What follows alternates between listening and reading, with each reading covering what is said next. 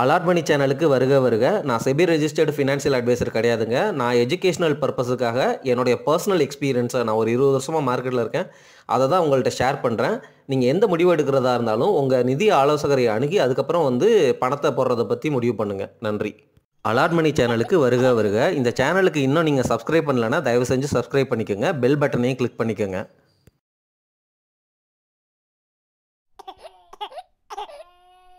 Finance கம்பெனிகள் like ICICI home finance, Bajaj finance, Shriram finance, இந்த மாதிரி ஃபினான்ஸ் கம்பெனிகளும் ஃபிக்ஸட் டெபாசிட்டை மார்க்கெட்டில் வச்சுருப்பாங்க. எப்போவுமே அவைலபிளாக இருக்கும். இவங்களுடைய ஃபிக்ஸட் டெபாசிட் இன்ட்ரெஸ்ட் ரேட் நார்மலாக பேங்க்கு கொடுக்குறத விட உங்களுக்கு ரொம்ப அதிகமாகவே இருக்கும்.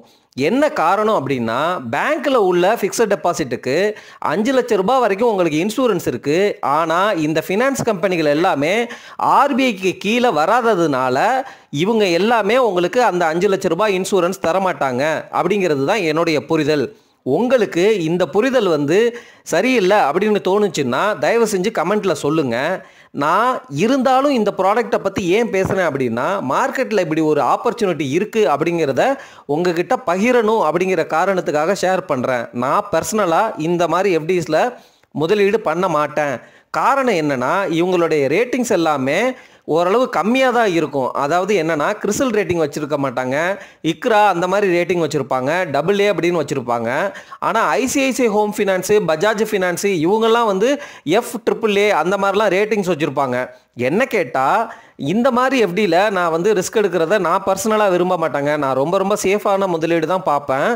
இந்த மாதிரி உங்களுக்கு இது என்னென்னா ரிஸ்க்கு கம்மி தான் ஆக்சுவலாக. அதாவது என்னென்னா, ஸ்டாக்கில் போகிறத விட ரிஸ்க்கு கம்மி தான்.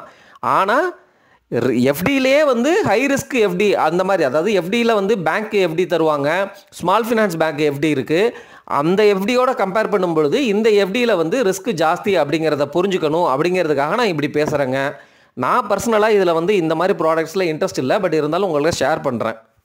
Bajaj finance, ICICI home finance எல்லாம் ரேட்டிங்ஸ் அதிகமாக இருக்கிறதுனால இப்போ நான் சொல்ல போகிற ஸ்ரீராம் ஃபினான்ஸ் அளவுக்கு இன்ட்ரெஸ்ட் கொடுக்க மாட்டாங்க. கொஞ்சம் கம்மியாக தான் இருக்கும். ஆனால் அவங்களுடைய வட்டி விகிதங்களுமே பேங்க்கில் நார்மலாக கிடைக்கிறத விட கொஞ்சம் ஜாஸ்தியாக தான் இருக்கும். இது அதை விட ஜாஸ்தியாக இருக்கும் அப்படிங்கிறத புரிஞ்சுக்கோங்க.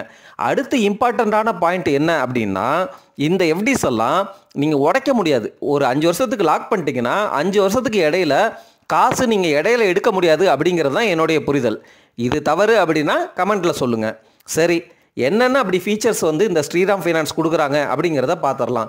இவங்க 9.40% வரைக்கும் வட்டி தர்றதா கிளைம் பண்ணுறாங்க. இது சீனியர் சிட்டிசனாக இருந்து உமனாக இருந்தீங்கன்னா உங்களுக்கு அந்த மாதிரி கிடைக்குங்க. நார்மலாக 8.75% தான் நான் ஒரு கேட்டகரி செலக்ட் பண்ணேன், அதுக்கு காட்டுறாங்க. இவங்களுடைய ரேட்டிங் நான் சொன்ன மாதிரியே இக்ரா AA+, அதாவது ஸ்டேபிளான ரேட்டிங் தான். இதுவும் நல்ல ரேட்டிங் தான். பட் இருந்தாலும் எஃப்டி கேட்டகரியில் கொஞ்சம் ரிஸ்க் ஜாஸ்தி.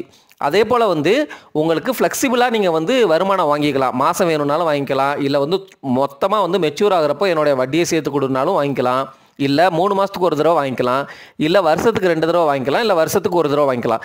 இந்த மாதிரி ஸ்ரீராம் ஃபினான்ஸ் மட்டும்தான் நான் பார்த்த வரைக்கும் ரொம்ப வருஷமாக இந்த மாதிரி எஃப்டிஸை தொடர்ந்து அனௌன்ஸ் பண்ணிகிட்டே வர்றாங்க. மந்த்லி, குவார்ட்டர்லி ரொம்ப ஃப்ளெக்சிபிளாக இருக்கும். இன்ட்ரெஸ்ட் ரேட்டும் ஹையாக இருக்கும். அவங்க வெஹிக்கிள் லோன்ஸ்லாம் கொடுப்பாங்க. அவங்க வெஹிக்கிள் லோனுடைய இன்ட்ரெஸ்ட்லாம் ஜாஸ்தியாக தான் இருக்கும். ஸோ அதனால் ஒரு காலத்தில் ரொம்ப நல்ல நிறுவனமாக பேசப்பட்டது. அதாவது இப்போவுமே நல்ல நிறுவனம் தான். ஆனால் மேனேஜ்மெண்ட் சேஞ்ச் ஆயிடுச்சுன்னு நான் நினைக்கிறேன். அதே போல் என்னென்னா, இதெல்லாம் ரொம்ப வருஷமாக இருக்கிற கம்பெனிஸ். சரிங்களா? எனக்கு இந்த கம்பெனியில் நான் இது வரைக்கும் எந்த வித எஃப்டியும் போடலைங்க. அதை டிஸ்க்ளைமராக சொல்லியிருக்கிறேன்.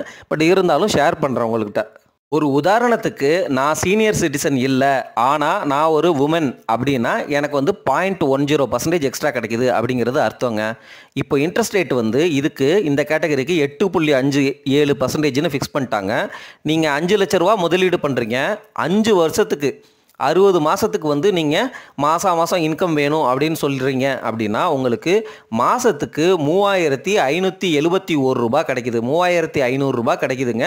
5 லட்ச ரூபா போட்டால் மாதம் மொத்த வட்டி உங்களுக்கு இந்த 5 வருஷத்தில் 2,14,260ங்க. இதை மந்த்லியே நீங்கள் குவார்ட்டர்லி இல்லை செமி ஆனுவலி அல்லது வருஷத்துக்கு ஒரு தடவை வாங்குகிறேன் அப்படின்னு சேஞ்ச் பண்ணிங்கன்னா இந்த அமௌண்ட் கொஞ்சம் இன்க்ரீஸ் ஆகும். அதையும் பார்த்துக்கோங்க. இவ்வளோ தான் உங்களுக்கு கிடைக்குது. 5 லட்சத்துக்கு 3500 ரூபா மாதம் வந்து உங்களால் வாங்க முடியும். ஸ்ரீராம் ஃபினான்ஸ் மாதிரி ஒரு ஃபினான்ஸ் கம்பெனியில் வந்து நீங்கள் எஃப்டி போட்டிங்கன்னா சரிங்களா? நன்றி.